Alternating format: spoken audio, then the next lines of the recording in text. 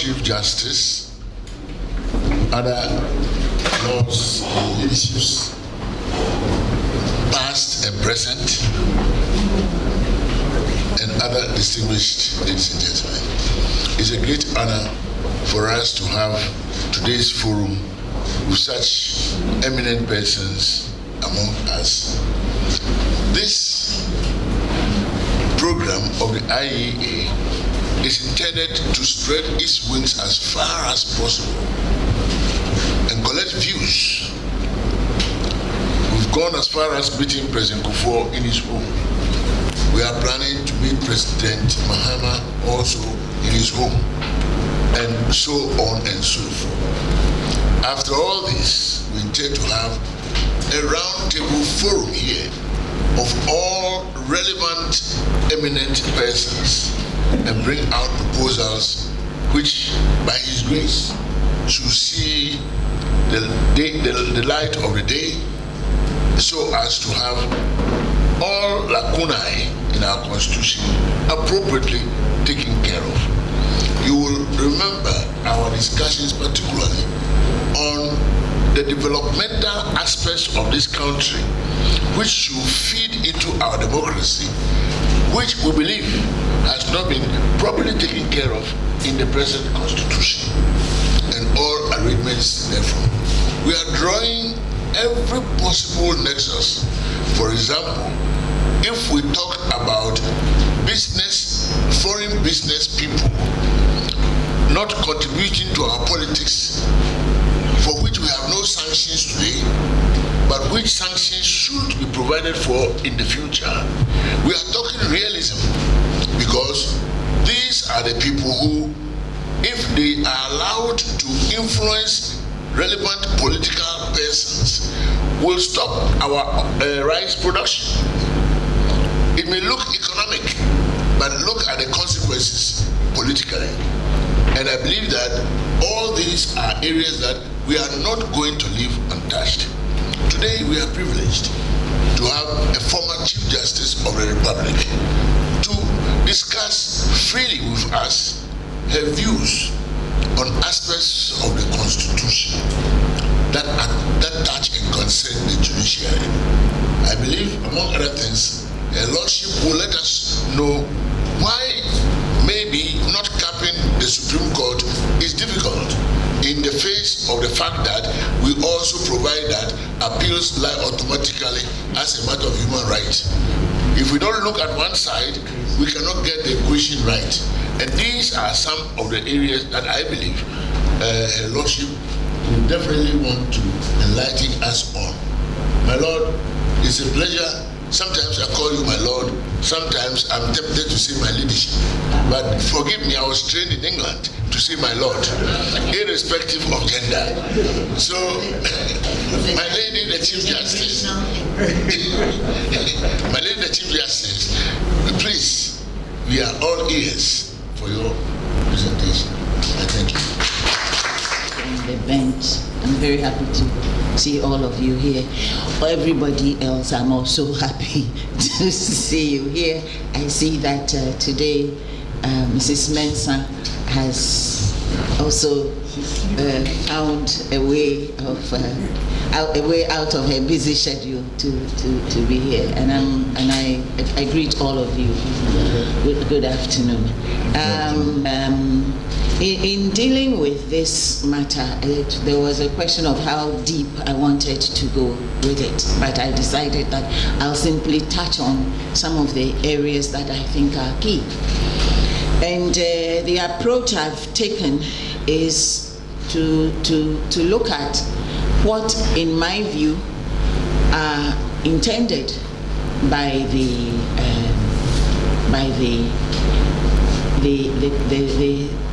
construction of the Constitution as we have it. The framers, I think, did a fantastic piece of work, particularly where the powers of the judiciary is concerned and all that. But there are still quite a lot of things that need to be done. Now, the judiciary, its role is to be the final repository of judicial power. And as such, if you have a final repository of judicial power, you need to hedge that final repository around in a particular way to make a meaning out of it. So I've set out the provisions of Article 125, where the source of justice, or the conceptual source of justice, is from the people. That is according to the Constitution. As far as I'm concerned, justice emanates from God. But according to the Constitution, we, the people of Ghana, are the source of justice in the country, and we have reposed it in the judiciary to be the administrators of it. As a result, the Constitution has set out in clear terms what and who constitutes the judiciary. And it's the superior courts, made up of Supreme Court, Court of Appeal, High Court. You will see that I have grayed out the regional tribunals, because they are purely a theory right now, or maybe the residue of a former dream. But right now, there are no regional tribunals. I don't even remember who were the last regional tribunal chairmen that I ever had anything to do with, because they've been absorbed into the mainstream judiciary many years ago. And then, so there's the superior courts and such lower courts and tribunals as Parliament may by law establish. Now, that clause 1B in itself, I think, poses a problem. Such lower courts or tribunals as may be established, yes, they will be part of the judiciary, but we need to be a bit more, the Constitution would need to be a bit more specific as to the sort of lower courts that we are talking about. And obviously, they had magistrate courts in mind. They may or may not have had circuit courts in mind, but the district level courts, they had them in mind, and it would be better that these are also stipulated in the Constitution. I think this was part of the vestiges of some old system, the older system, where the lower courts were actually part of the civil service and were administered as such. But we are way past that, and as far as I have had anything to do with the judiciary, the lower courts have been part of the judicial structure. After all, they do adjudicate, and if we are to hedge the judiciary around effectively, then the lower courts need to be specifically also mentioned. The Constitution also, in setting the composition, also gives certain things I consider to be performance standards, certain sine qua non in the performance standards that the Constitution expects the judiciary to reflect and to exemplify. And that is why the Constitution makes the administration of justice subject only to the Constitution itself, so that there will not be any law, there will not be any decree, there will not be any regulation that seeks unconstitutionally to tell the judiciary what to do. So the justices and the judges and the magistrates are subject to the control or direction of no person or authority. Strictly speaking, in the administration of his or her work, a magistrate, even the newest and the most green magistrate, cannot be told by His Lordship, the Chief Justice, how to do any particular case and what the outcome of any particular case ought to be. And part of this is also that no one can interfere in the process, and they are even supposed to assist and protect the independence and dignity and effectiveness of the courts. Because what you have to realize is that, like money, the administration of justice by a group of specified people is really purely conceptual. And at the end of the day, it has to have certain characteristics to be credible. And one of the most important characteristics is independence. And there is a certain dignity that has to be attached to the position. That is why anyone who, any of you who knows a person who occupies a judicial bench will know that they are a bit standoffish. It's not because they are being standoffish, but because of what you do, you really cannot be, what's the latest dance in town? Whatever the latest dance in town, you can't be seen doing that at some drinking spot. The Chief Justice doesn't even need to see that person. Even the owner of that drinking spot will be the one to say, oh, Judge, oh, please, I'll bring you the drink in your house. This is too heavy. And that is how it should be. It is not the person. It is what the person represents. And that is very, very important. What the person represents is part of the factors that leads to the effectiveness of the courts and the administration of justice. That is why a young magistrate can decide that somebody should be denied bail and go to the jail. It has nothing to do with the age of the magistrate. It has to do with the work that he or she is doing, the law and the facts and the established situations. So working within these standards, it's because the Constitution has attributed certain things to what judges do. As the final judicial power in all justiciable matters, it has to be independent. Normatively, the Constitution has also sought to insulate the judiciary from certain external influences. So it's supposed to be self-accounting. And so it is not the Minister of Finance who presents the judicial budget. It is the Judicial Secretary who, as who's the person sent by the Chief Justice to go and present the judicial budget.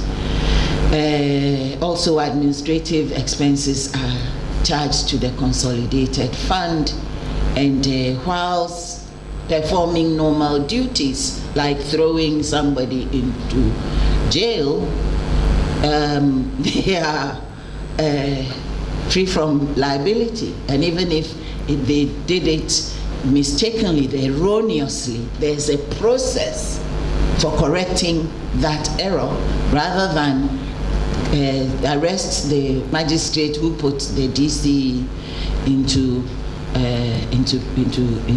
prison. No one can do that. That's why there's appeal. The processes are there to be followed, and the provisions on most of the provisions on the judiciary are entrenched provisions, including the Article 125, which I've already mentioned. So the other constitutional attributes would be the scope of the Supreme Court's jurisdiction, retirement and resignation of Superior Court judges, how judges are to be removed, etc. And built into, this is my reading of the Constitution, the constitutional provisions on the judiciary. There are certain qualitative attributes because they are there to assure rule of law. You cannot, if you fool around with your judiciary, something will go wrong with your rule of law. And protection and promotion of human rights, entrenchment of good governance. That is why from time to time some issue will arise. Right now I think one of the unions wants to go to the court to go and find out about something. Some people want to march. The police say they cannot. They want to go to court and sort that out. All that is part of the work of the judiciary to assure good governance. Good governance that is not only at the executive or at the legislative level. In fact, some of the most important governance activities rather repose in the work of the judiciary. And all these attributes, qualitative attributes, they are supposed to work towards making the work and the output of the judiciary credible. And it's only when you are credible then you can be effective. And in doing this, you also have to be impartial, you have to be competent. Somebody is here from Judicial Training Institute. Time was many decades ago when the law reposed in the bosom of that was the fiction. The law reposes in the bosom of the judge. Now the judges acknowledge that before it comes to repose in your bosom, you should be from time to time trained and updated on how to do better what you do. And so judicial education is very important. And then efficiency is also important. How you do what you do, how long it takes you to do what you do, how well equipped, how well supplied you are, and including the courtroom in which you are administering justice. That's why, as Chief Justice, I was particularly upset to see some of the courtrooms that I saw, and my successor has the pleasure of opening new courts because the assemblies finally woke up to their responsibilities, and now they are really building fine courts. Yes, and that is part of the dignity that I mentioned. But part of efficiency also is the process, and keeping up with the process and ensuring that there's an integrity to the process. It doesn't mean you will always win, but it means when you lose well, whether you think you should have lost or not. You lost for reason, you lost for justification. And the work and the purposes and the outputs of the judiciary is to be fit for purpose. And I think that and all this works towards peaceability and security of a nation. Now, one of the most important quality assurance factors, in my view, in achieving all the qualitative expectations is appointment of justices of superior courts, the modalities. How how transparent it is. Now, it is now pretty well settled certainly in the Commonwealth and by international standards, that it is important that appointment of justices and judges and even magistrates, there should be sufficient publicity about the process. There should be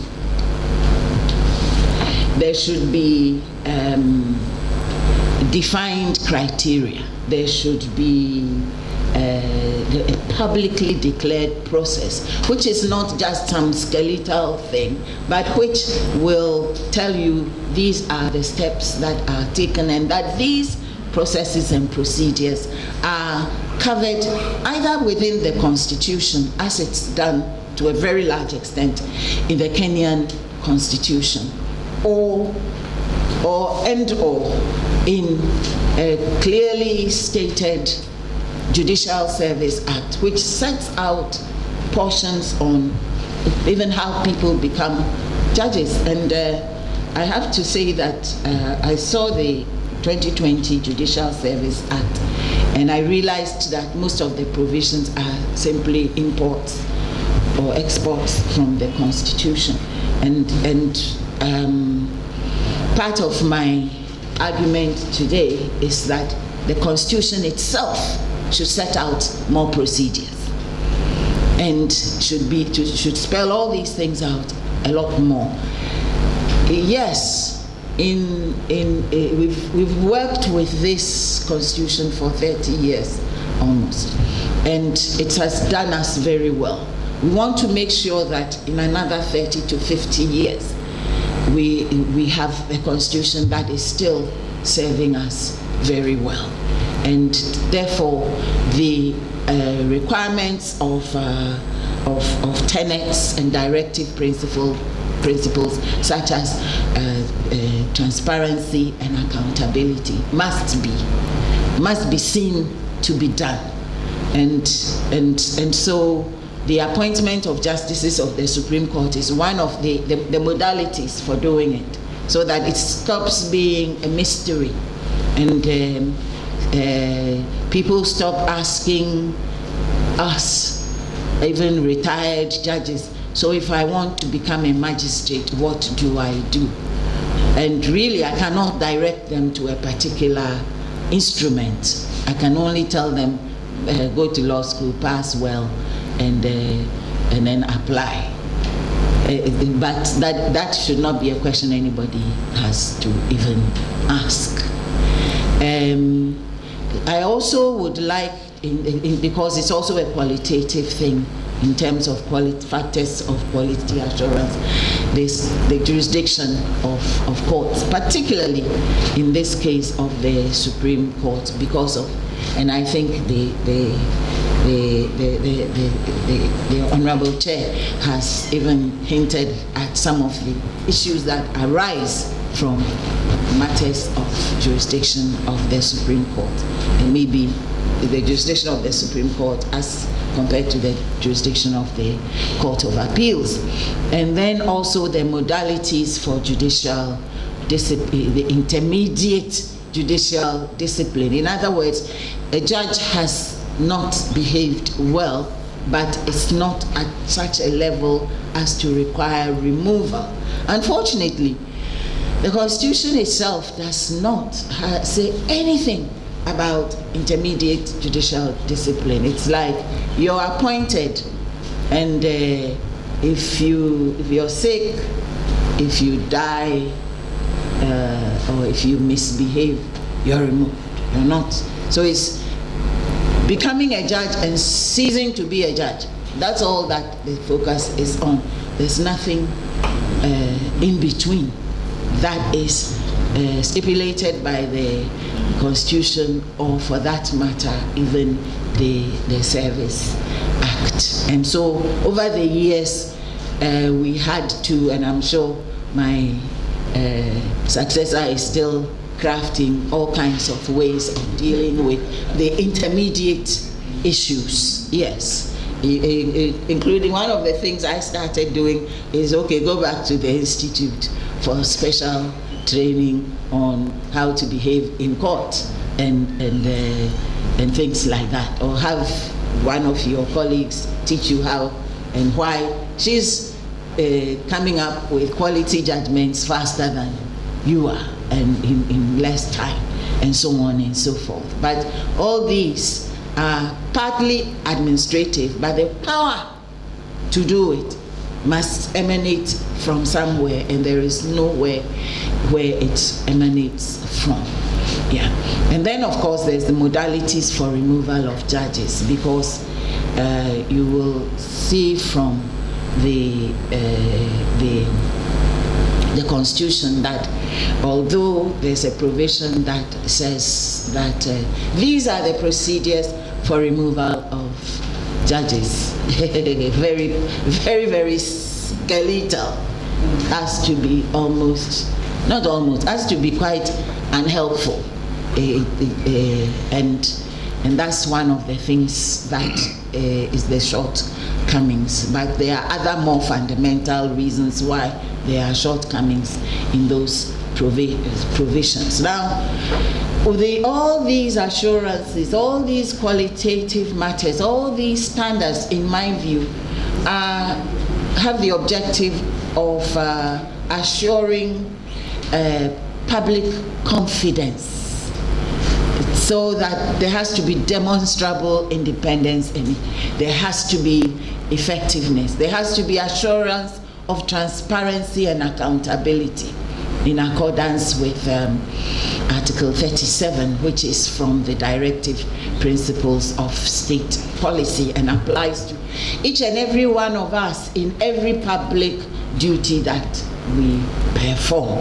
And then in other words, there has to be so that, in my view, the process of appointment has to be looked at so as to eliminate or at least minimize perception or possibility of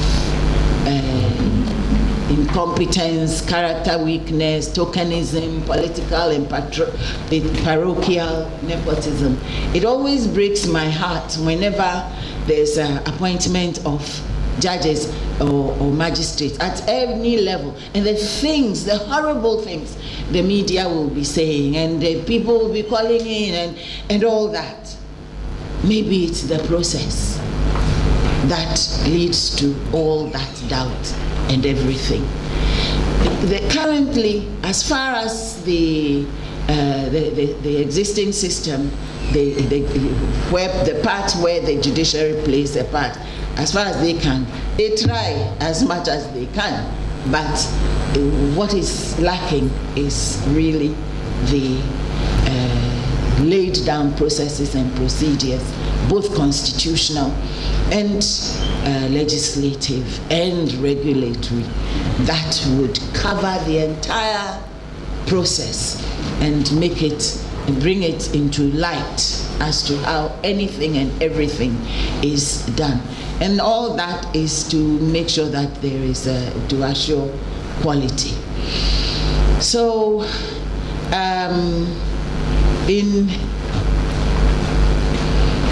I think, and it has become quite accepted, that's the international standard, that and so for ourselves, Ghana, what we need is a review of the appointment provisions that will ensure that appointments are principle-based.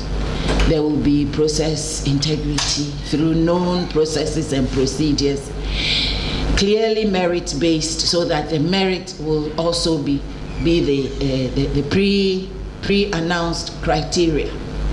Normally, the criteria, there will only be the basic criteria in the Constitution, but the detailed criteria can keep changing for the better from time to time. But of course, we cannot have, as one of the earlier speakers said in this series of seminars, we are in Ghana. So things which one could deal with conventionally, one had better enshrine in the Constitution so that we make assurance doubly sure. So clearly defined professional and personal standards, functionally independent nomination and selection, etc., and so on and so forth. So the Constitution itself stipulates certain eligibility to the High Court, qualification to the Court of Appeals, qualification to the Supreme Court, and they are all the same, except they change in terms of the minimum years of experience or of having been called to the bar. And I must say that in practice, these have been treated as only base figures, and I don't think if you've done 12 years, you're likely to be elevated to the Court of Appeal, unless maybe you're a High Court judge of exceptional proven performance in the High Court, but then you will have to make the 12 years. But as much as possible, beyond 12 years, 13, 14, and for the Supreme Court, where it's supposed to be 15 years, invariably it is more than 15 years. So these are the eligibility, but and then you're supposed to be of a good moral character. Now that sort of throws a lot of things up into the air. What are the standards, and according to whom and to whose perception? Because these are purely perceptional. Okay, now in terms of the processes, the steps are also set out in the Constitution. So the President appoints in consultation with the Council of State. How the President identifies and so on and so forth, that one, it's not specified, and it always leads to all kinds of speculation, which my successor, myself, and my predecessor would all acknowledge can bring a lot of embarrassment, personal embarrassment, to a person and their family, because people will say things which are so hurtful, as though you were cropped out of the ground and plucked and then thrown into the picture. It will be good to I suggest that it will be good, and it will save a lot of angst and public time if certain parameters are also given as to how the President comes about the name of the person. And then for the justices of the rest of the superior courts, they are appointed by the President, acting on the advice of the Judicial Council. Unfortunately,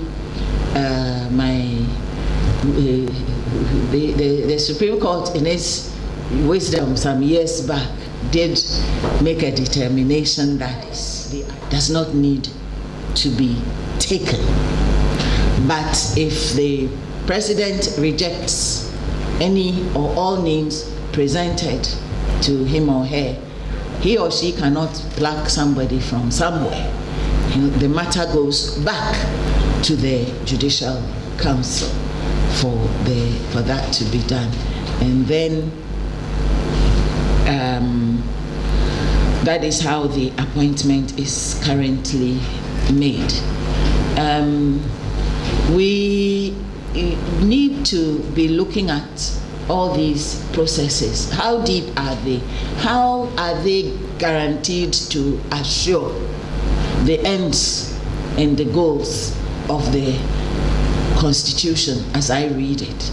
And it is my view that these provisions do not necessarily assure principle and merit-based judicial appointment. There is too much room for unnecessary public questioning, because process matters. I am personally a strong believer in process.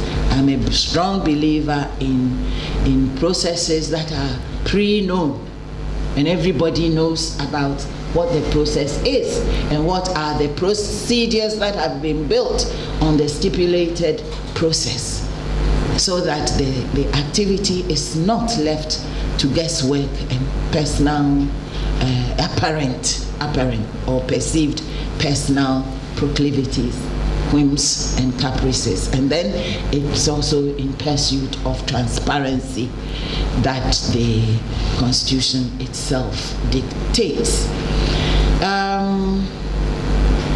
In terms of structural independence,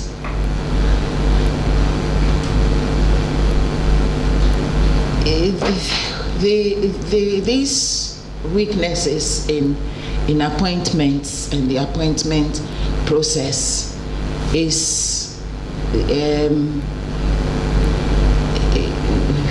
undermined, or they undermine the guarantee that the Constitution itself says it is seeking, and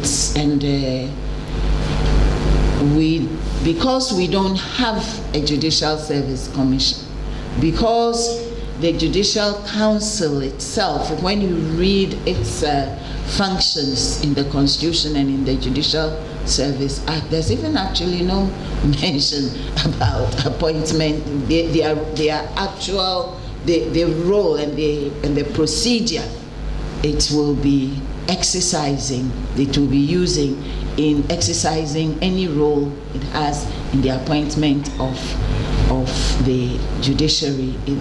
We have this structural problem because the question of independence, whether independence from within or independence from outside influences, is left at sea. Now I just put in a note that magistrates and circuit judges are appointed by the circuit, the Chief Justice, and what has been done, and that one too, it's not because of any particular instrument, but it is a practice that has developed. They have a more regulated and a more merit-based process, including even examinations and your past work, interviews, and all that. But strictly speaking, somebody can ask, under what power are you asking me to produce all these? And all you will have to say is that the Judicial Council resolved that we will use this, but rule by resolution is quite unknown under our Constitution. So that's another area we need to be looking at. And we have to now therefore start looking, so we step outside the box. Even the UK, from whom we've copied quite a lot of our processes, they have gone centuries away from what we are practicing now. And even within Africa, other countries, South Africa, Malawi, Kenya, they've gone quite a distance. Kenya, I think they have one of the best instruments or instrumented processes on appointments, where they go into quite extensive detail, even in the Constitution, all the way to things like assuring gender balance and regional balance and so on and so forth, because they were horribly beaten towards the end of the days of Arap Moi, and then in the end they sacked their entire judiciary and had to interview everybody again. In fact, for almost 2 years, our then Chief Justice was in Nairobi doing interviews of potential judges and magistrates, and they ended up, but in the process too, they came up with a very good system, and in my view, put in sufficient provisions in the Constitution, and then followed it on it with sufficiently detailed enactment, Judicial Service Act, which has schedules that sets out processes for appointments, processes for removal, and so on and so forth. We are living in an age where you cannot have too much process, because people question anything and everything about which you cannot point to a set down process or protocol, or this is how it's done, A, B, C, D, E, and F, and so on and so forth. And it is good, because the more transparency we have, the more accountability we have, and the more open the process, the more you give yourself the opportunity to bring on board people who may not have crossed your horizon for one reason or the other. And so we shouldn't be afraid of laid down processes and procedures. Unfortunately, in this country, we've come to a sorry pass where we like, as soon as there's a process, they are already looking at, okay, how you jump from procedure 1 to procedure 7. Okay, but do we have to? Yes, we have to. Let's give ourselves procedures, and let's stick by those procedures. We will end up with clearly defined criteria. We will have publicly declared processes, because that is how we are accountable at every public work, every public activity that is done in the name of the people of the Republic of Ghana has to be accountable. And they must know what the process is about. We should not be keeping secrets about these things. In fact, one of the things I've always found very odd is why the average person in the street doesn't know how much the president is paid, or how much his lordship is paid, or the judiciary is paid. It's their money. And we should not be keeping so many secrets. And how judges are appointed, it should be something the public should know. And where they can have an input, then they can have an input. I recall that some time ago, we were doing some appointments by the conventional system that had been set up. And somebody was even shortlisted, and it was then that his lordship, who was then on the General Legal Council Bar Discipline Committee, pointed our attention to the fact that somebody on that list had been sanctioned by the disciplinary committee. Had he not been there at the time, then something would have happened. Exactly. So all this kind of upfront due diligence in in making processes as transparent as possible is very, very, very important, because and to do this, a number of the Commonwealth countries that have sought to solve this problem have used the means of an independent commission. Yes, some call it the Judicial Commission, or the Judiciary Commission, or the Judicial Appointments and Removal Commission. But these are commissions that are set up to guide all of this. And an independent means independent in the sense that that body is also self-accounting, and it is separately audited. It has its secretariat, and it deals with not only the appointment of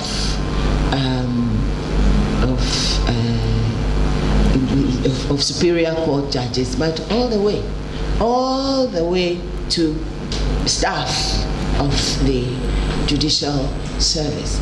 And it's a method, it is a modality that we can seriously think about, and because it will, in my view, enhance the outcomes within the process of judicial appointment. Now, the Commonwealth Secretariat has even come out with a Model Judicial Services Commission Act, although I don't necessarily agree with some of their proposals, but it's not left to me. But we have models, we have other systems that we can be looking at. We can look at the South African system, we can look at the Kenyan system, which I think, to me, gives the best hope. And then we can also add to all that and bring out the best, and then ours becomes the template for others to follow. So I'm throwing a challenge to the judiciary in particular. So we are trying to come up with something which we, if your gum does not taste right, you are the one who licks there. So clean your mouth. Basically, that's what it means. Sort yourself out, and I think we will get brilliant ideas from the judiciary, who have run these provisions of the Constitution for all these years. And I want to say that I'm very grateful to Justice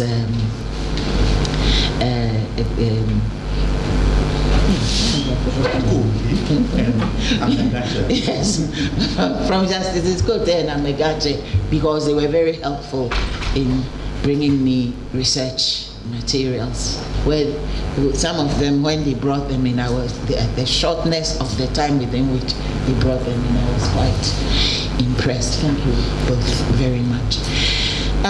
So we will not be inventing any wheels, but we could make it, there are no new wheels. Wheels are still round and will always be round, but some have all kinds of, some, in the US, some even have diamond-studded driving tires for their vehicles, gold and all that.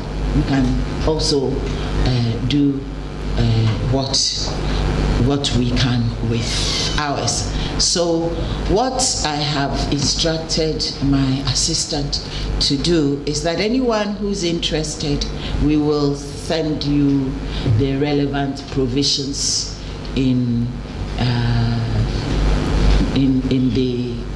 the Kenyan Constitution and from the Kenyan Act for you to take a look at. But all these are also readily available on Google, and so I'm not going to go too much into the details here, because we're not going to be solving the problems here. I'm just throwing the stone into the water for the ripples to ripple, because the appointment of judges is of public interest, and all these key areas that I have mentioned are of key importance. So I'll just move on to jurisdiction, and I think that's what I think jurisdiction is related to capping. In Ghana, civil and criminal appeal from Court of Appeal is as of right, and in certain matters, if the matter commenced in a civil matter that commenced in the lower court, then you need the leave from the Court of Appeal. But if the Court of Appeal declines, then you can also try a bite at the cherry in the Supreme Court for them to give you the leave, the special leave to appeal to them.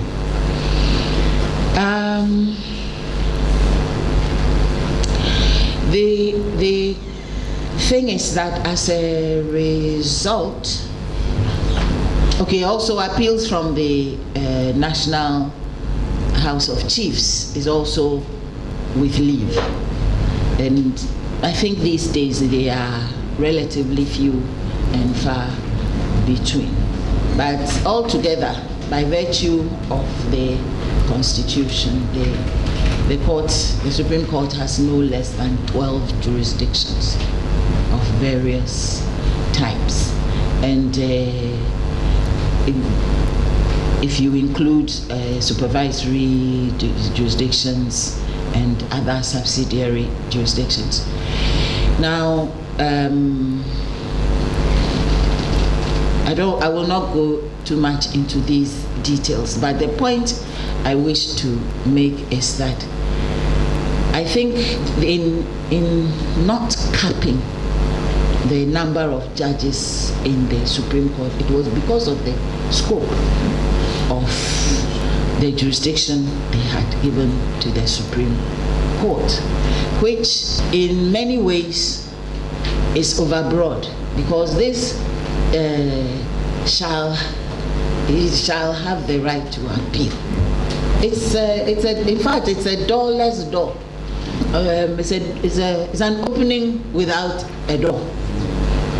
So long as you've gone through the Court of Appeals, and especially if your matter originates from the High Court, you can jump into the Supreme Court. Sometimes you have cases where the matter gets to the Supreme Court and you realize that the substantive matter is still in the High Court. It is just that the judge refused some, minor interlocutory application or something of that nature. Appeal to the Court of Appeals, and months and months and months and months later, they lose and then appeal to the Supreme Court. Well, substitution. They are doing a case in the High Court. The old man who was the head of family, who has been pleaded into, who's party to the matter, died. So there's a pause, and they've now finally come up with the successor, and so they're applying for substitution, and then somebody decides that no, it's not Numo so and so, it's rather Ata so and so, so that becomes another litigation, and so on and so forth. And the judge decides, this is the one whose name you've brought. So he's only a representative. He's the one. No. Appeal. stay pending appeal. And then the judge will say there's nothing to be stayed. Appeal on that issue. And so by the time it comes, this appeal, in my view, almost useless, comes to the court of the Supreme Court. It's about 3 or 4 years because of processing and so on and so forth. And the real matter, whether the land belongs to family A or family B, is not being touched at all in the High Court. And sometimes by the time the matter returns to the High Court, Akora so and so and Abrewa so and so have also died. And so it goes on. There has to be some limitation in the access to the Supreme Court. A lot of Supreme Court judges, and they will confirm what I'm about to say. When you meet your colleague from Kenya, you meet your colleague from the US, you meet your colleague from the UK, they are shocked that you're taking every appeal.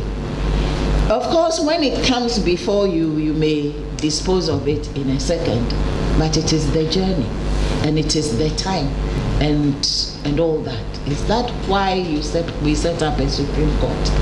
In Kenya, they have a 7-person Supreme Court, and the majority of cases in Kenya end up in the Court of Appeals, which has a lot of judges. But the things that come to the Supreme Court are constitutional matters and matters that are critical. And they, other than the election of the president, practically everything has to go through the Court of Appeals, which has to give leave before it comes to the Supreme Court. Or the Supreme Court, the Supreme Court can also give leave, but it has to be something extraordinary. And invariably, it will be something which, this is the first time that this issue is coming. And once that issue has been determined, it is law. And therefore, it cannot be brought back to the Supreme Court for interpretation or for a decision. And so this open door to the Supreme Court leads to very unnecessary caseload, and it slows down the pace of cases. And so it also makes it difficult to say that cap the Supreme Court number of judges at 9, at 12, at 15, at whatever, because of the load. And so I am right now not in a position to say it should be capped. But for a very long time, I think it has ranged between 9 and 15. Yes. And in many ways, I remember when the bench of the Supreme Court was redone, and there were seats for what, 15? And in fact, the length and everything, you cannot, even to sit 15, it will be quite uncomfortable. So that kind of limits physically. But really and seriously, what we certainly, at the moment, the Supreme Court, I would not think that capping is necessary. If there is fear that a head of state, like somebody we know somewhere, would like to pack I won't name the country. I didn't say the T word. We are only putting it in your mouth. That's would like to pack the Supreme Court in one way or the other. And even he, because of the nature, because in the US it's also by legislation it's been capped. Yes, and he wasn't able to uncap it. Yes, and so he waited for retirements and deaths to be able to do what he wanted to do. But with ours, capping is not going to work. Capping, and people always use as an example when, as a result of, I think, what the Rice case. Yes, the Supreme Court the additional judges were put on the Supreme Court, but that was only because that case everybody sat in the initial appeal. Everybody sat. Yes, and so when an application for review was filed, and the Constitution requires that when there is an application, when the court is exercising its review jurisdiction, 2 judges have to be added to it. There were no 2 judges to be added, and therefore judges had to be appointed for some of them to be added to the panel. But that was just an aberrant sort of situation. The only time most of the time you get to about 15, only because there are some judges about to retire in some months' time, and you just want to time things in such a way that legal vacations and so on and so forth, you're not reduced in number, and you're able to do your work. So the scope of the jurisdiction of the Supreme Court is too broad, and we need to take a look at it. The right to access justice does not mean that you have to have lots and lots and lots of courts to appeal to. It is access to quality justice. And if you're going to access quality justice only on a matter of whether or not a case should have been adjourned or not, you're wasting quality time of the quality court. Therefore, we need a serious balance. And okay, so in Kenya, the Court of Appeal has to, or the Supreme Court has to certify that the matter is of general public importance. So if there's nothing, if there's nothing of general public importance, we will have to settle with the outcome in the Court of Appeal, which is also a quality outcome. I have mentioned most of this, and so in my view, I'm not in a position to say that the Constitution should now cap. So if we want to cap, then we need to also reduce access to the Supreme Court, and then we will have something that will be meaningful, will be quality based rather than quantity based, and would have been well thought of for the purposes of assuring quality outcomes and efficiency. Okay, so now I will move to intermediate discipline and removal of judges. So I've already mentioned some of my misgivings, and I just, even before I go into that, I think all of you are also aware that the way the provisions in the Constitution regarding certain constitutional bodies and the removal of the head, the way it's being couched, it throws the process into the lap of the judiciary, and I think rather unnecessarily. the EC chairperson, Auditor General, Head of SHRAJ, the Accountant General, the Head of the NCC. You remove all those by impeachment processes, which have been, I mean, even as designed for judges, it is rather sketchy and rather defective, and you throw all that into the lap of the judiciary, and it requires that the Chief Justice, well, firstly, the President will receive a petition and for the removal of any of these people, including the justices of the Supreme Court, of the Superior Court, and then the President shall. That's another dicey thing. So does that mean if the President opens a letter and it's a petition, he has received it, whether it is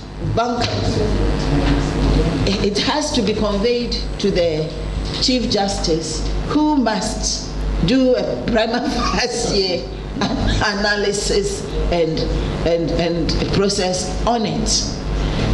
And then if the Chief Justice decides that there is a prima facie case, then the Chief Justice requests the Judicial Council.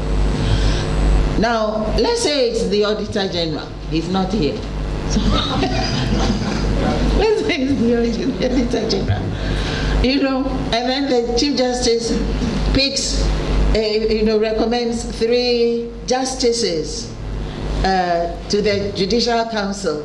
What do they have to do with the Auditor General? But that's it. And then requests the Council of State to bring 2 other persons who are not parliamentarians, ministers, blah, blah, blah, etc., or judges, or from the Council of State.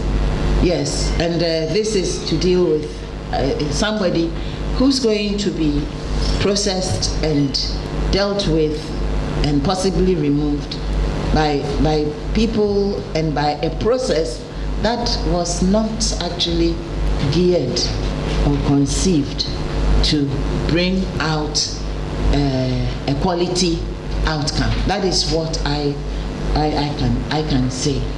And firstly, doing even the prima facie process is tedious enough, and currently the way things are structured, the Chief Justice has so much on his table that if he were to get even 2 of these petitions, that will be a problem for him, because you're dealing with so many other things concerning judges, and then you are dealing with this process as well.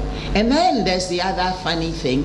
Okay, so what if within the judiciary there's a determination that this judge is dicey, and so it should not be a judge anymore, should be removed?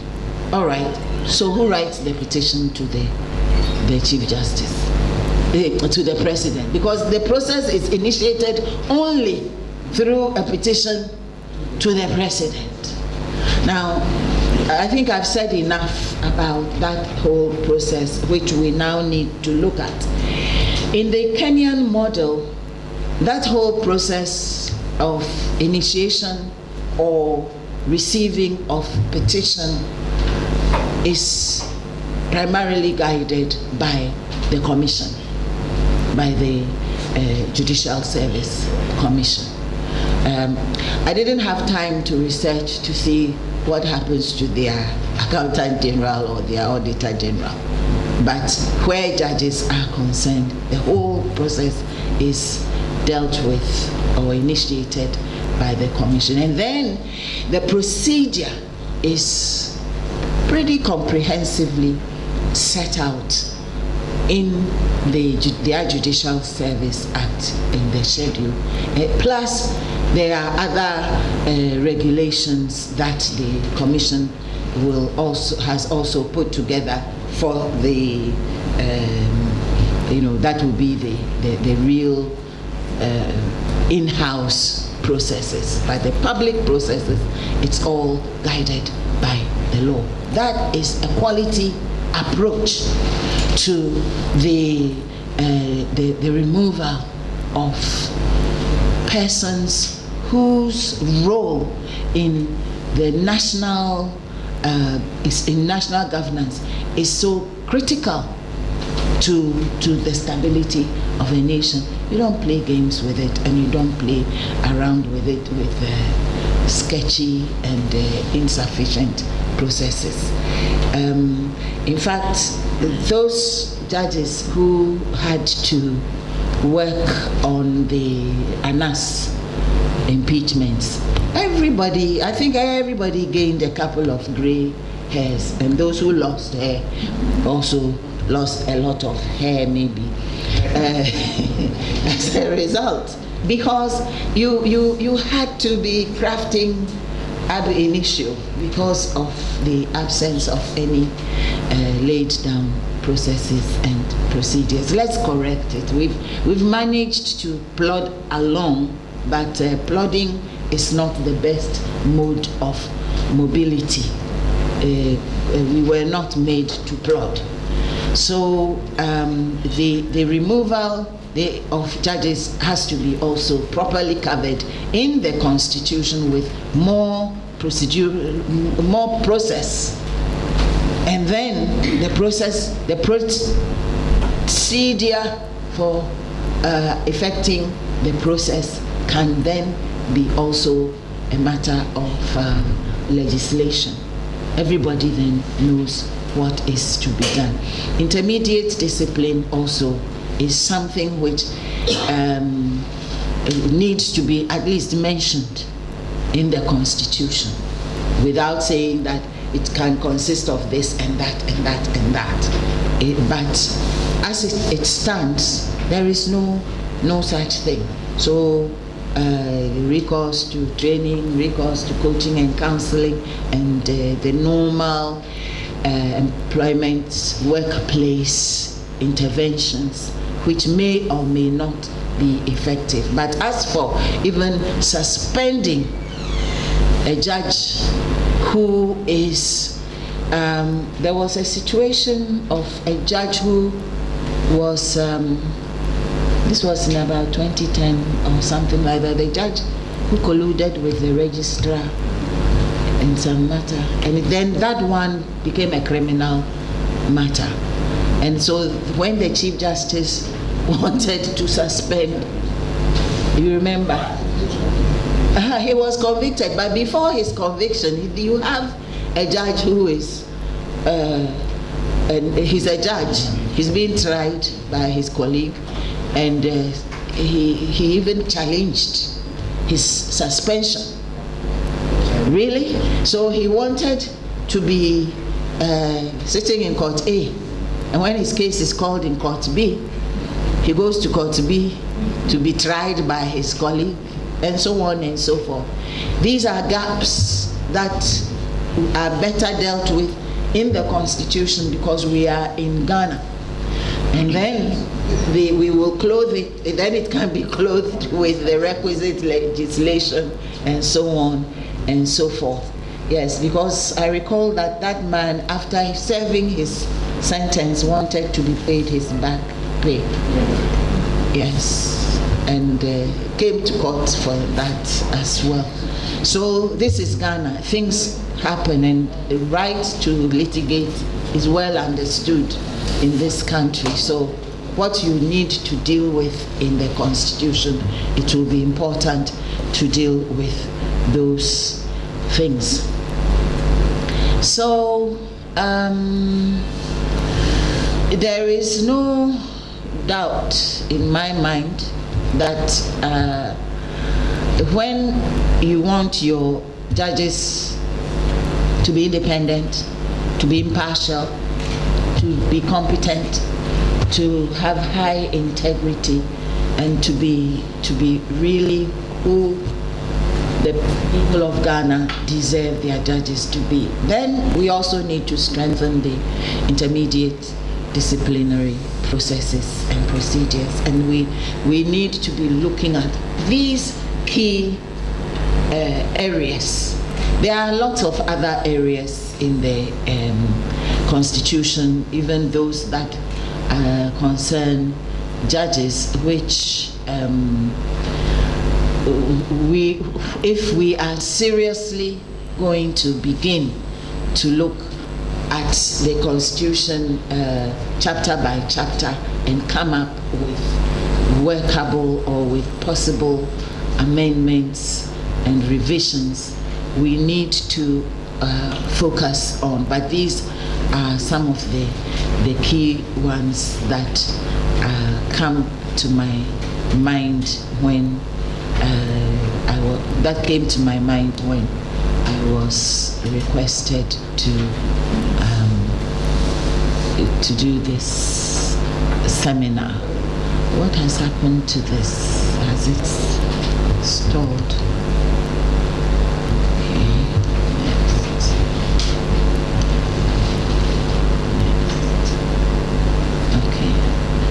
I just want to get to, all right. Some of these issues on discipline, nothing talks about, there's nothing about timing.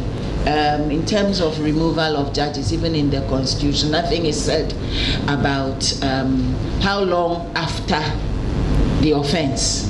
Is it a present offense, or is it an offense they somehow got away with for many years and now they've been found out, and so on and so forth? No timelines are stipulated in the Constitution, burden of proof, etc., etc. We've managed all of these pretty well, but sometimes management is better with literature and certainty, so that you don't stretch the managers and the leadership too much, and you don't keep people in the dark. Was there another thing? I think I have covered all the key areas I wanted to talk about, and now I will just thank all of you for your attention, and God bless our homeland. Thank you very much.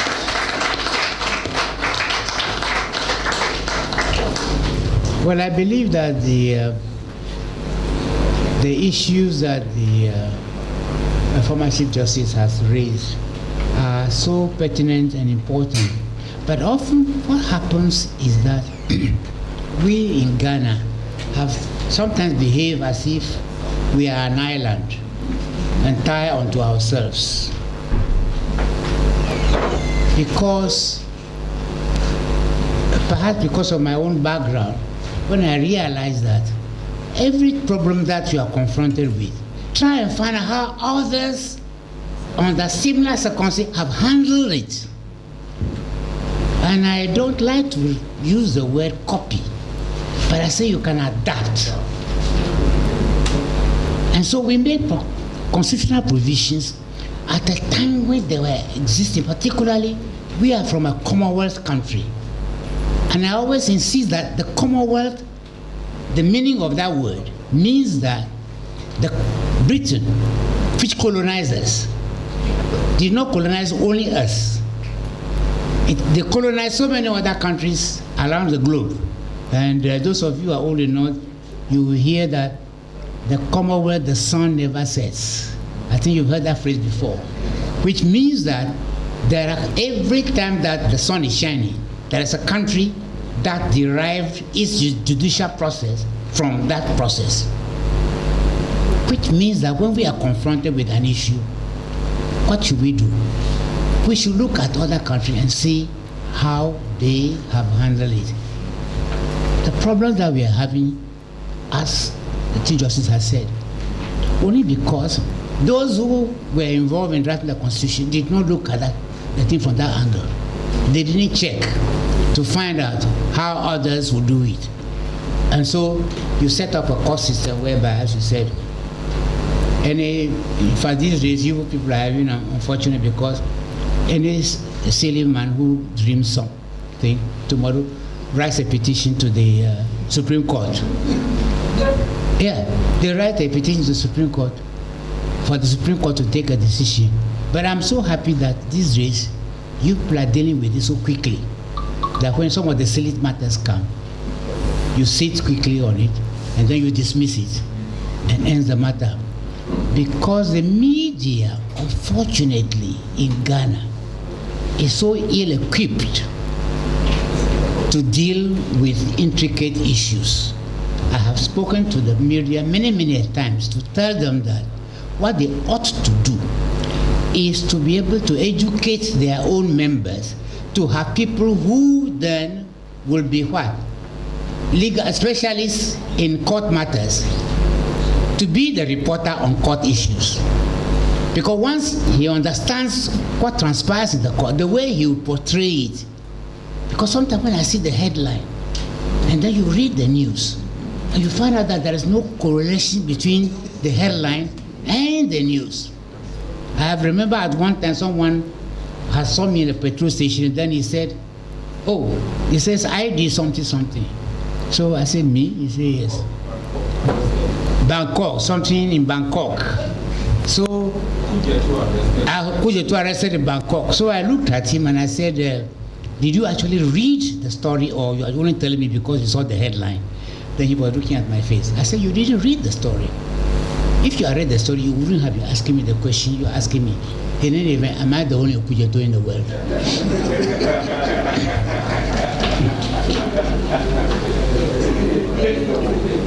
So I think the judiciary is in a peculiar situation, particularly because it's a sensitive matter. Judges are attacked, Chief Justice is attacked on issues which have nothing to do with him or her. In fact, I think the worst part is that when there is an issue, they will put his photograph. And all because a magistrate has said something which they did not understand. So I think we have a very serious problem in our country.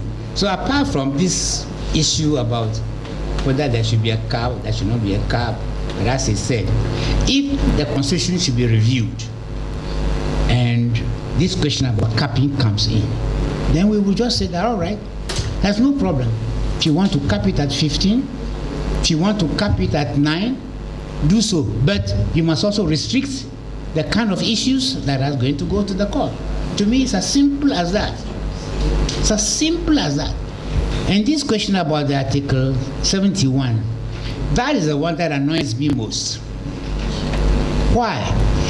Because the legislature itself is guilty because they keep making laws, creating new institutions, and then they'll say that their remuneration should be determined by Article 71. When in fact they did not understand the basis for Article 71. Because I have to explain to people that the judge, when he retires, is not permitted to undertake any other office to earn an income. Yes. This is the reason why he or she is being paid as if he's still working. So it's a different thing altogether. So when you don't look at that aspect of the matter and appreciate that there are people under Article 71 who do not get any retirement award, it is some who are. So you don't classify all of them. When something happens, they say, oh, you Article 71 people, you have 4-wheel drive cars and you are getting a salary, you are getting a car, 4-wheel driver, isn't it? And then you have bungalows, you have a house allowance, your electricity bills are being paid. So I have to look at them and I said, my friend, I buy my own petrol.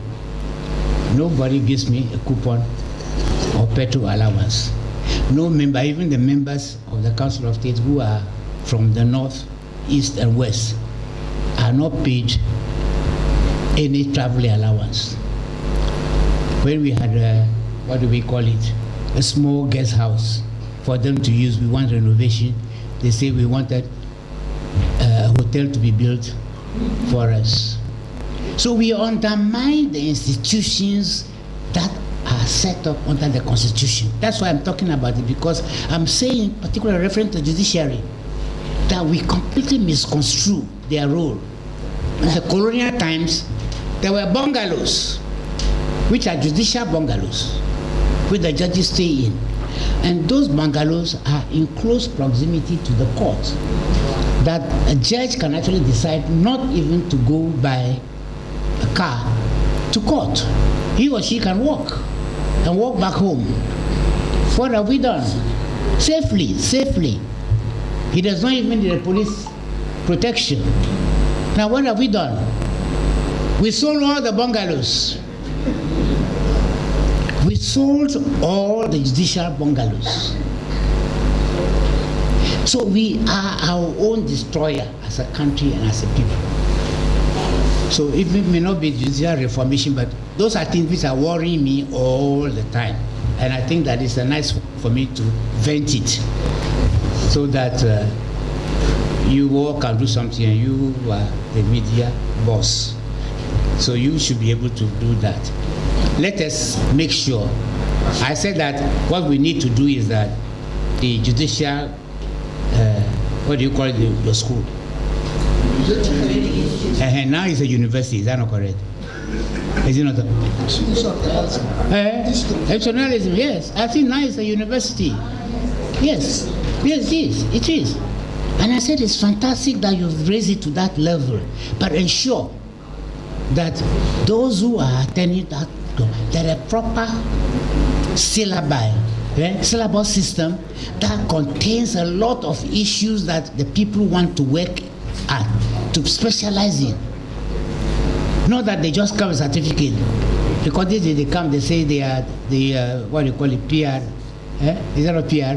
They say they are the PR, and then they go and undermine the institution which they are supposed to go and represent and speak for, because they don't even understand what the people are supposed to do. So I'm sorry, I like to talk too much. Public. Now, my question is predicated on the fact that we have a hybrid system. The Lord Chancellor in the UK, he has a statutory duty to consult the First Minister of Wales, First Minister of Scotland, and the chair of the Judicial Appointments Commission of Ireland, and then recommend it to the Judicial Appointments Committee in terms of choosing of judges.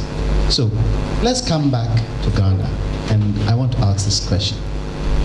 Do you think the process of vetting judges, taking into consideration that Parliament and the Executive are a partisan institution, do you think that now brings partisanship in the eyes of the people where the judiciary is concerned? And is it something that we should look at, especially vetting of judges? Thank you. And I knew that the presentation would be excellent. But I want to ask this question.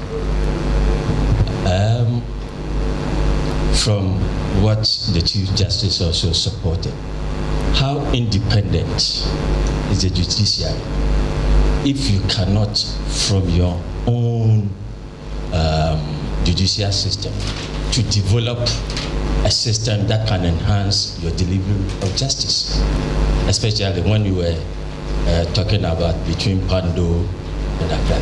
I think that if the judiciary are truly independent, then you ought to sit down, you understand your system, the technicalities and whatever, and develop the system that can enhance the judiciary to deliver justice to the people. The other thing that I've also observed, we normally say that we don't like the military rule, but I've been hearing PNDC law, PNDC law, PNDC law. and we still keep on quoting that. And also during the elections, I've realized that the CI 16 and then there's another CI 46, and I think it's about the same thing. Why can't we revoke the other? I don't know. Then they'll keep on repeating this, and so sometimes it becomes confused. The third thing that I've also observed, can't we have a booklet sort of that will let us know all about laws of Ghana, that when we sit on it, we will know that when you pick up this book, you understand all the laws of Ghana, the old one and all. And because sometimes you quote here and there, you become confused, and sometimes you really want to follow.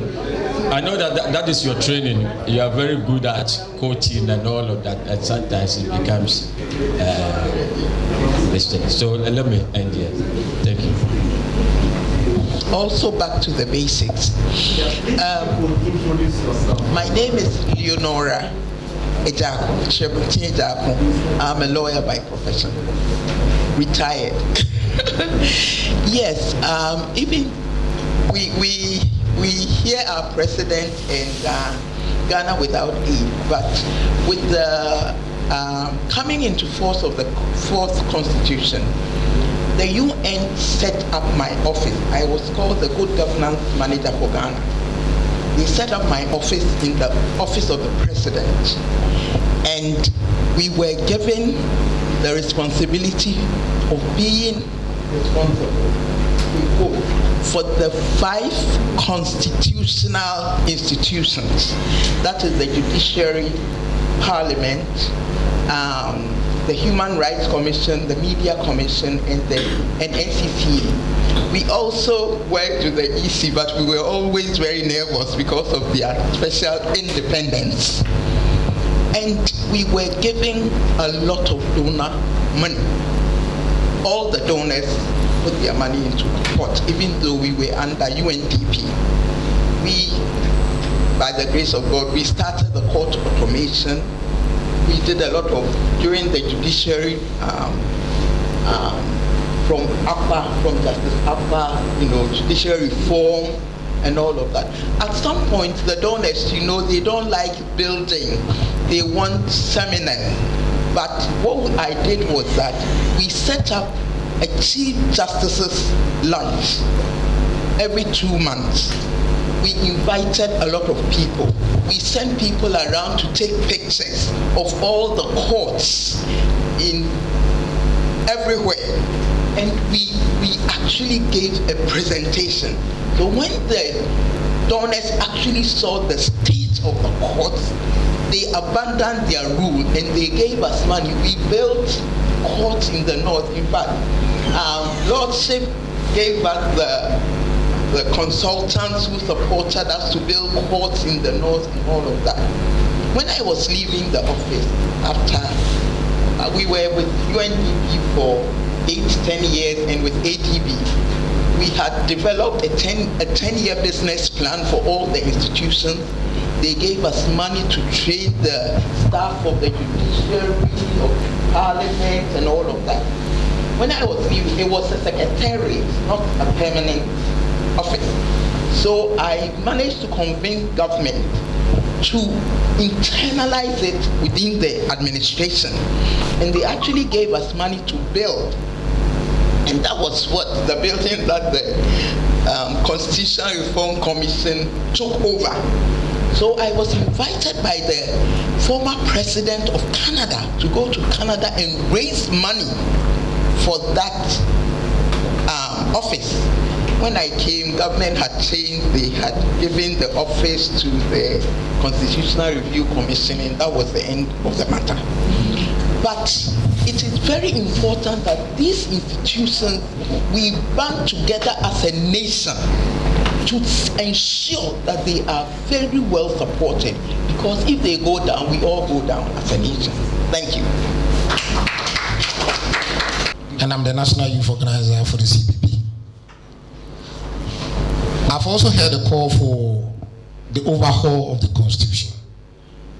And I keep asking myself, in that vacuum, what happens? If we want to overhaul the whole Constitution, in that vacuum, what happens? So I believe that the Constitution needs to do what we do, amend it and review it until we get the perfect Constitution. When former President Obama from the United States visited Ghana, he talked about building strong institutions. And I have always wondered if we can have a situation where Supreme Court judges, Appeal Court judges, and High Court judges meet to elect one Supreme Court judge to become the Chief Justice of this country. We are talking about a possible review of the Constitution. And can we think about that? Where this time NPP and NDC in the appointment of.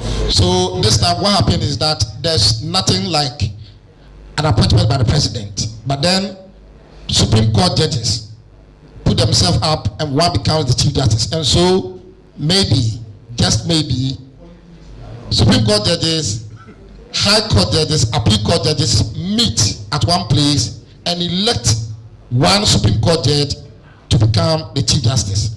In this way, some of us believe there will be that independence we are looking for. Thank you. It's only in Ghana that when you are appointed by a particular regime, then it's like they will sow a gap of material around you. And that is very, very dangerous. You see, America, where the Supreme Court started, the current Chief Justice was being vetted to the Supreme Court. He was a Court of Appeal judge. Then the Chief Justice had retired. So President Bush said that, okay, then let me, please, I'm nominating him to be the Chief Justice. And he was vetted for that. In Ghana, if they bring somebody from the Court of Appeal to become the Chief Justice, you sitting there as a CPP activist, you will certainly see this person in a different light. Please, that is why we are not getting the good material on the bench, because of the attacks, incessant attacks on people who have made it in private practice and they want their peace of mind. But for the fact that they love their country and they also want to serve in a different capacity, then they decide to command the bench. President, Akufo-Addo, who became the Chief Justice, was appointed by Kwame Nkrumah. Oh yes, Kwame Nkrumah called J.B. Dankwa and appointed Duasechi as DPP from J.B. Dankwa's chambers. Where are we going as a country? Why have we politicized everything in this country? Yes, Duasechi was appointed by Kwame Nkrumah. He was J.B. Dankwa's junior. So Kwame Nkrumah called J.B. Dankwa, pleaded with him that I've been told that this your junior is very good in criminal law, so I want to appoint him as DPP. Then J.B. Dankwa said, okay, you go and serve. That is a country we must build. Oh yes. So Akufo-Addo he was at his time the top lawyer. He went to become one of the first person to be appointed straight to the Supreme Court. Yes, and he worked. He could have been in practice to make his fortunes. So that is how we've come very far. But please, if we don't change our attitude, I'm telling you, square pegs will be in round holes for the years ahead. Bet me. At one time, Freda Palu and Episoa, they were the wealthiest and most respected lawyers in the country. In fact, I think Soa was the state of the Lance and Kwashi Island. Some of us were shocked when Soa accepted to become a judge. And I kept telling people, at that time, you persuade people to become judges. They don't apply. I hope you're getting the picture. That's right. Now, the one who is sitting on my left here, I was on the Bar Council We persuaded him and put his name up to become a judge. He and Doche. In fact, we asked them to go to the Court of Appeal. And they said they wanted them to do a little bit of practice trial. So they went to the High Court for a while before they put them up. I hope you're understanding that. So, just an answer to you is the fact that the Bar Council was the one who normally nominates a practicing lawyer whom we know, whose integrity we can vouch for, and then we nominate that person for consideration for appointment. You see Kolendo there, isn't he? He's one of the most respected of the young people among us. How did he get there? So please, let's just be careful some of the utterances that we make, because you don't understand the system. You think that it is a political gimmick whereby you go and collect judges and lawyers and say, okay, this person will say, okay, that man is too strict. He's too strict, so don't make him the Chief Justice because he doesn't like me. Have you got the picture? So that's not the way it works. Judiciary is such an important, sensitive position in any society. What happens in England is quite useful, very, very useful. The process of vetting. This is why we also have set up that on the Judicial Council, there's a representative of the Bar Association. In fact, both the President and the Secretary are automatic members of that group. Now, they don't just go there with their own mind. Whoever they want to, they will have received the names. We would have asked those who are practicing in the particular jurisdiction where their name is coming from, as for how they view that person. It's only then that the council, the Bar Council, which I have served on for I think 30 to 40 years or more, and I'm still a member.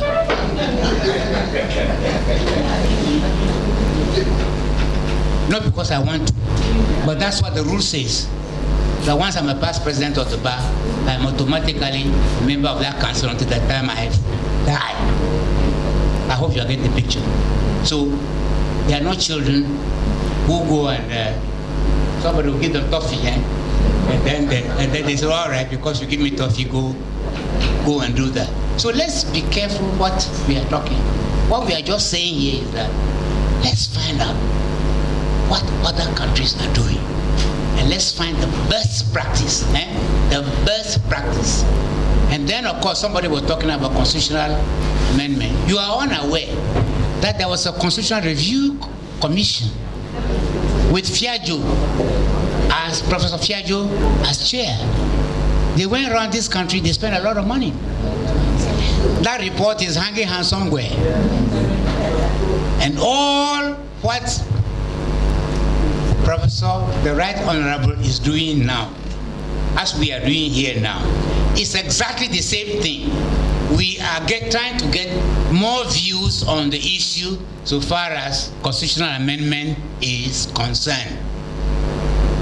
We would ask that that document of schedule be brought back. Let's look at it. Let's see what changes and amendment we can make into it. Because we've been practicing this constitution now for almost 30 years, is that not correct? That's right. So let's look at that and see what changes we can add to what Fiajo's commission has done. And then let's put the process in view. Let's get the politicians out of it. Because this country has been so politicized that sometimes I have sleepless nights and I see the MPs and I ask them a simple question and say, I've also been there before. But can you understand that there is something I call national interest? I say, let's put the party label aside. There's only one country called Ghana. If it is successful at any particular time, all of us are what? Successful. If there is suffering, who suffers? All of us. Right now, they say the city is what? And everybody is crying. Is that correct? You will not be changing money, so you don't know. No, unfortunately for me, I am the one who goes shopping. My wife won't go out shopping any longer. So I'm the one who goes shopping. So I go to the shop. And then when the following day she asks for something else, and I go to the shop and I go around looking for the prices, then I see the price has gone. And I say, how possible? It's almost double what it was about a week or two ago. How come? Nobody can explain it. Not only for the imported items, I am telling you, even local items. People are doing this. So we want Ghana to be what? A peaceful country, a successful country, the country that we all need to be what? Proud of. Do you know that I was not in Ghana when Ghana became independent? I was a student in England. You know what happened? As soon as Ghana became independent, the Ghanaian became the star. Everywhere we go, people were just adoring us. And then, sometimes a lot of my friends were Nigerians. So we go, they say, you, where are you from? I say, I'm from Ghana. Oh, then they ask, you, where are you from? Then he mentions the place, Nigeria. They say, oh, is that also in Ghana? But wait for the answer. They say yes.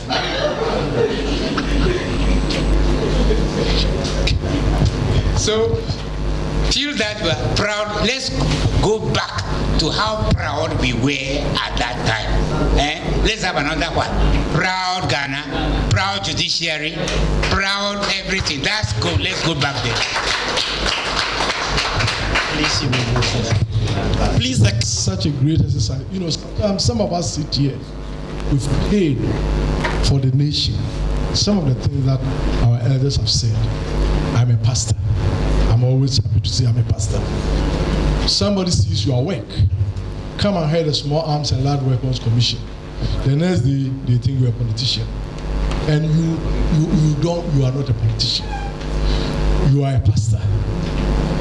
Your organization nominates you for Peace Council, which is non-political. Because when you are appointed, the president has to write a letter next time you are a politician. You are a pastor.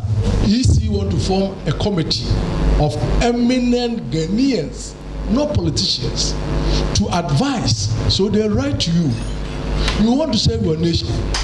The next time you are a politician, and they really give you a pain and a problem in whatever you do.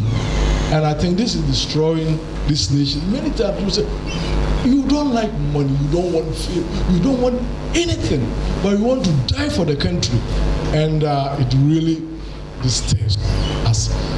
Going forward, you know, today's lesson, I'm so much overwhelmed about, especially the cap ceiling in the jurisdiction. As a pastor, I was thinking about Moses and Jethro. When Moses was solving every problem, the father-in-law went to him from dawn to dusk. He said, I'm doing a great work. He said, no, you will kill yourself. So get people to do the other works, and then you solve the higher problems. You know, sometimes when a little thing goes to the Supreme Court, I'm confused. Possibly studying in Britain and other places of the world. It has become, we have made them too even familiar. In some institutions, you see the Supreme Court judge, or you hear them, they are like far away from there. Sometimes you don't even know that they exist. In Ghana, every little thing. And I can see the strain and the stress they go through. This thing should be worked on quickly. And that brings about the cap ceiling. Some of us, I remember when we went to President Bufosa, I even talked about the cap ceiling. Because I think it's too broad, and I believe in pyramidal system.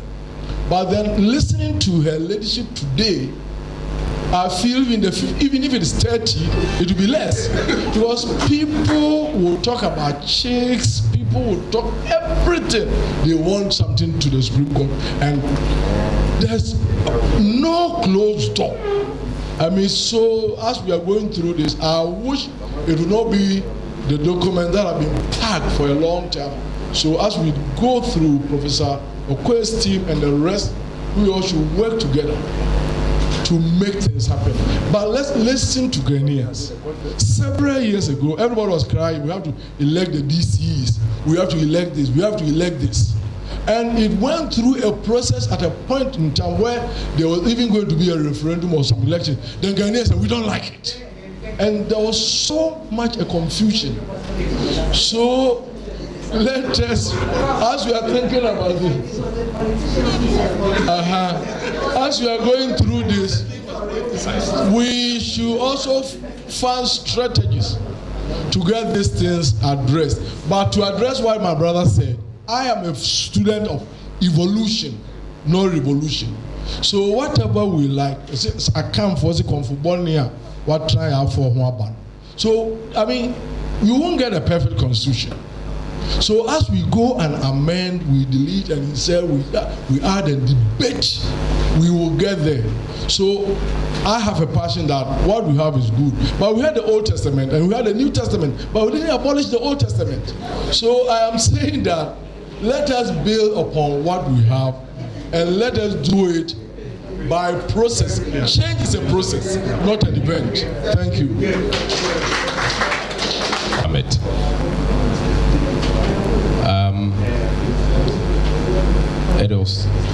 I'm a politician, Deputy General Secretary, New Patriotic Party. Listening to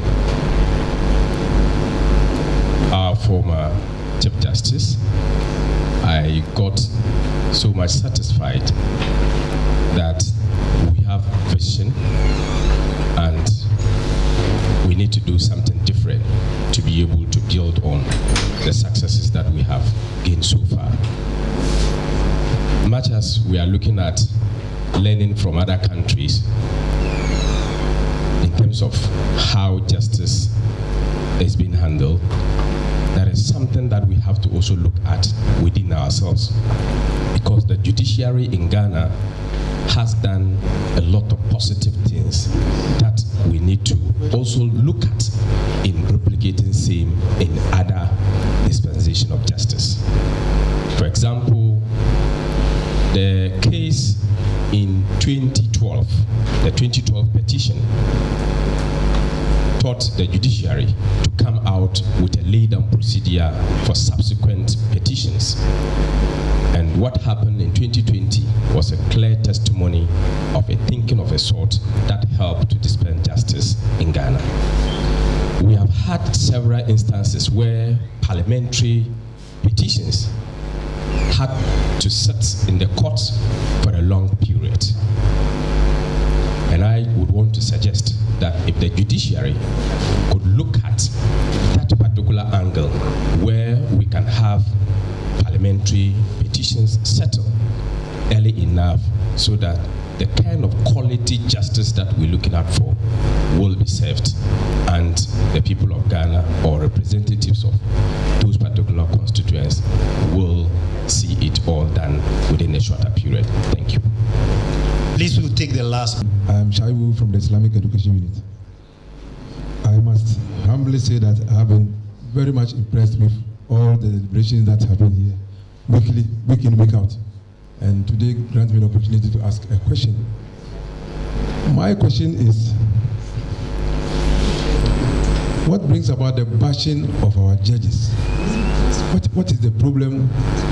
Is it one, there's a ruling, somebody takes a first ruling or a ruling in another case, then there's another case, the ruling differs. I don't know. Sometimes, is it the basic knowledge of the law that gives us this confusion or what? So what brings about this bashing of the judges? Is it that the judges are not, should they be delivering the system, the judges system in one way, or because of the different interpretations? I simply don't get it. As a young man, I find it difficult that we continuously, day in, day out, bash our judges every day, every time. When there's an issue, a topical issue, and they give a ruling, the opinions, and those who will be talking, a lot of them too are lawyers. And everybody will be giving his opinion. So which opinion is the right one? What do? Those on the ground. We don't know anything about the law. So what they say in the media is what we all follow. They are cheating us. We see. I think that there should be something that we can all hold on. But I don't know how it can be done. Thank you so much. Nobody won. Unfortunately, they didn't present a single piece of evidence. Not one single piece of evidence. And yet, when the ruling was given, there was a lot of bashing. So it's important that as citizens, we also learn, we listen, and we form an opinion, and not be led astray by politicians. And it's a typical example. You go to court, you provide evidence. The court is a court of evidence. You cannot go with a nice story and make a case without providing evidence. And so I think we as citizens really must learn. We should go beyond what we hear from politicians and learn and make an informed opinion. And so that's my question to you, that judges are bashed because people just want to do it, not because a ruling is wrong or not out of ignorance. And so we as citizens have a duty to study and to know what the facts are, to go beyond that and to study. Thank you very much. I would like to make a very important point. I think it will cover some of these questions, which is that first you need the instrument that, and the core instrument is the Constitution. You need the Constitution to enable you, or to enable a body to begin to do a certain process. And once you've got the process, you have the power to proceed on the process. That's when you come up with the procedure. And so, until you've been empowered, you know that thing is wrong. And you're trying to sort of see where you can find some room to begin some procedure where you have not even been authorized to commence the process. And sometimes that is what there is. What we need and what Ghana needs is to have a constitutional provision that enables a process of selection, a process of identification, and so on and so forth, in such a way that in a fractious environment like ours, you can still come out with an outcome which you know is 100% correct. But at least the naysayers will be there, but they will not have evidence of why there's something wrong with it. And having a constitution is also an important thing. A constitution is like your favorite dress. Sometimes it fits well, sometimes it doesn't. And you like the design, you like the pattern, so you open here a bit and you close here a bit. That's, at least in our days, that's what our moms used to do. You adjust, and you will always have that beautiful dress because you move it with the times. So when we feel that our constitution now doesn't fit very well, it doesn't mean that there's something wrong with the dress. The question is which parts need adjustment and which parts can we continue to deal with. I still think that in terms of the freedoms that it gives, our constitution is par excellence. There are very few constitutions that are that generous in terms of the rights. And it is just that we need to let it work properly for us.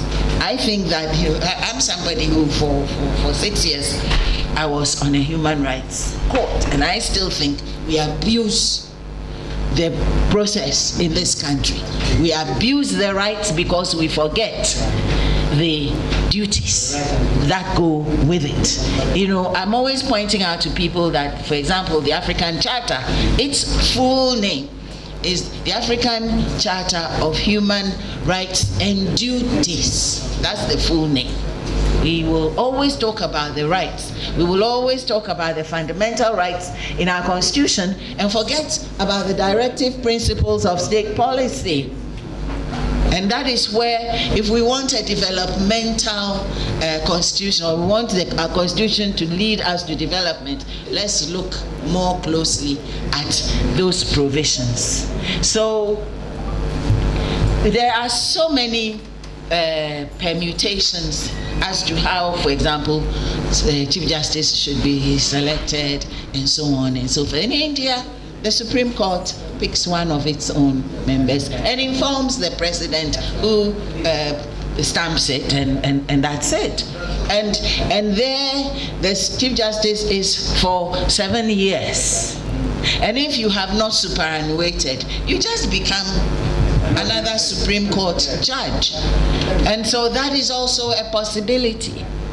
And so on and so forth. There are so many ways of doing it, and let's just always be ready to throw out the politics.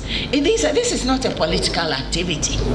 This is a national activity, and that's where my best friend, yes, we always agree that, you know, democracy, the whole concept of democracy does not necessitate partisanship, because there's only one goal.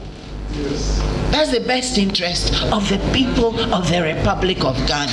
That's what we should be looking at. Let's not politicize everything. So what we're doing here in IEA is not a political exercise.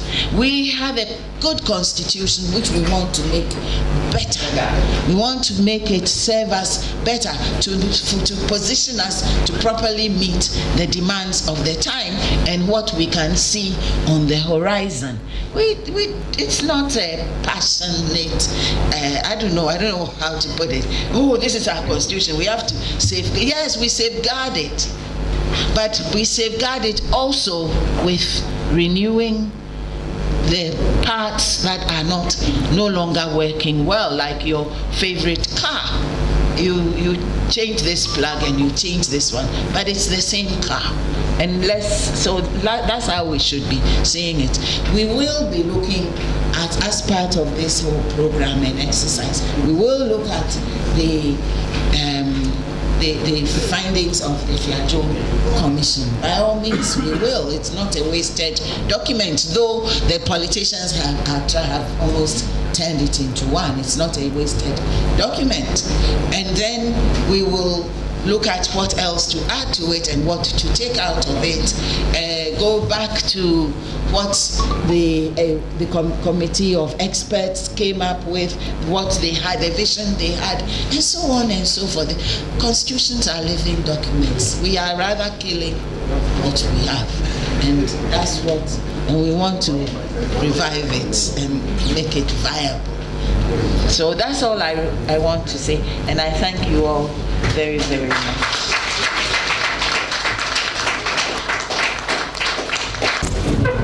We all came and we all heard. Save that, please. All those who have certain suggestions or viewpoints with regard to what we discussed today, we'll be very glad if you will send us your contributions, whether in writing, whether in an audio form or whatever, so that it will become part of the process. And to let you know also that next week, Dr. Mame Jechi Jando, former head